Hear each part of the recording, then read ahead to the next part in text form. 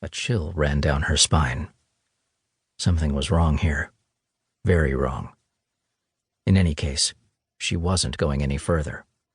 Reaching into her purse, she retrieved her phone and called the police. Amy Stark's decision not to enter the house turned out to be a wise one. It spared her a glimpse into the horror that lay within. The patrolman who picked up the call noticed something wrong the minute he stepped through the door. There was blood pooled in the foyer, and clear signs of a struggle. The officer followed a trail of blood upstairs.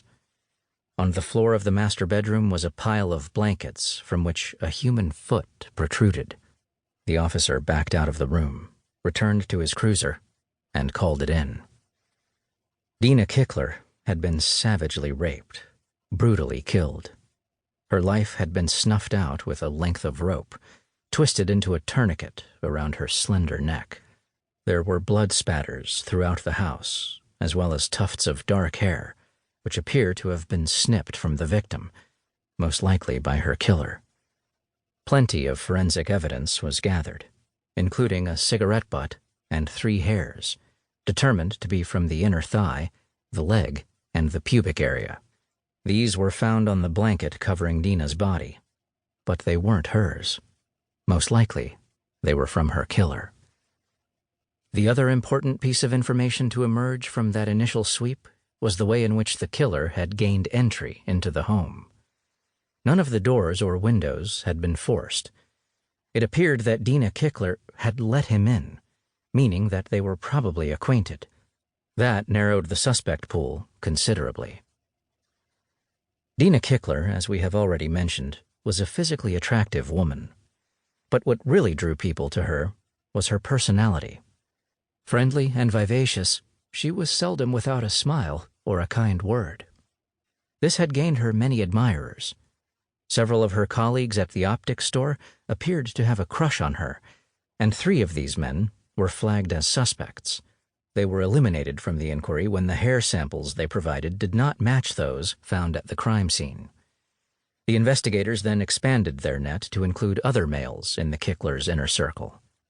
That was when the name John Brewer first came up. Brewer was a native of New Hampshire who worked on the naval base as a painter and lived in the same complex as Pat and Dina Kickler. His name was first brought to the attention of investigators when they found it in an address book at the couple's home. Further inquiries revealed that he had a record, mostly for minor infractions, but with a couple of burglary convictions thrown in. Brought in for questioning, Brewer admitted that he was on friendly terms with Pat and Dina Kickler. He'd visited them at their apartment several times, he said. In fact, he'd promised Pat that he'd look out for Dina while Pat was away at sea.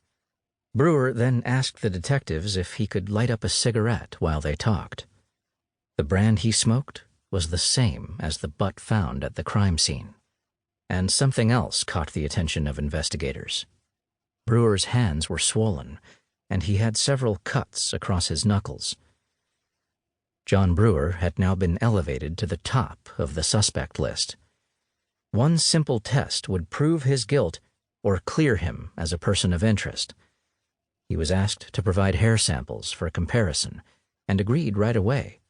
The investigators were sure that they had their man.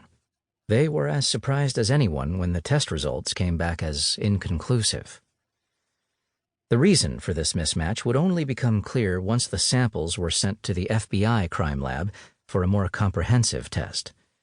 There, it would be revealed that Brewer had duped the Florida investigators. He'd provided hair samples from other parts of his body.